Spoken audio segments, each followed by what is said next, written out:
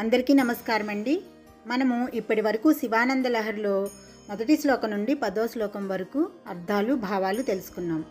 ఇప్పుడు మొదటి శ్లోకం నుండి 10వ శ్లోకం వరకు వరుసగా పాడుకుందాం. కళాభ్యాం చూడాలంకృత శశికళాభ్యాం నిజ తపఫలాభ్యాం భక్తేషు ప్రకటిత ఫలాభ్యాం భవతు మే శివాభ్యామస్తోక త్రిభువన శివాభ్యాం హృది పునర్భవాభ్యమానంద స్ఫురదనుభవాభ్యాం నతిరియం గళంతి శంభో త్వచ్చరిత సరితః కిల్బిషరజో దళంతి ధీకుల్యా సరనిషు పతంతి విజయతాం దిశంతి సంసార భ్రమణ పరితాపోపశమనం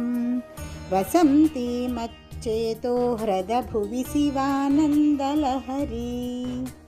త్రైవేద్యం హృద్యం త్రిపురహరమాద్యం త్రినయనం జటాభారోదారం చలదురగహారం మృగధరం మహాదేవం దేవం మయి సదయ భావం పశుపతిం చిదాలంబం సాంబం శివమతి విడంబం హృది భజే సహస్రం వర్తంతే జగతి విబుధాః క్షుద్రఫలదా న మన్యే స్వప్నే వా తదనుసరణం తత్కృతఫలం హరిబ్రహ్మాదీనామపి నికటభాజామసులభం చిరం యాచే శంభో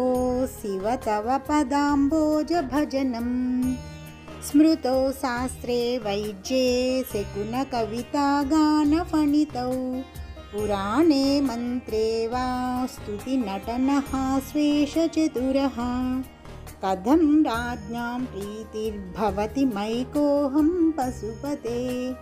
పశూమాం సర్వజ్ఞా ప్రతిత కృపయా పాలయ విభో ఘటో వా మృత్పిండోప్యనురపి చ ధూమోऽగ్నిరచలః పటో వా తంతుర్వా పరిహరతి కిం ఘోరశమనం వృధా కంఠక్షోభం వహసి తరసా తర్కవచసా పదాంభోజం శంభోర్భజ పరమసౌఖ్యం వ్రజసుధీః మనస్తే పాదాబ్జే నివసతు వచః స్తోత్రఫణితౌ కరశ్చాభ్యర్చాయాం శృతిరపి కథా కర్ణనవిధౌ తవ ధ్యానే బుద్ధిర్నయనయుగళం మూర్తివిభవే పరగ్రంథాన్ క్వైర్వా పరమశివ జానే పరమతః యదా బుద్ధిః సుప్తౌ రజతమితి కాచాస్మాని మణి జలే పైష్టే క్షీరం భవతి మృగతృష్ణాసు సలిలం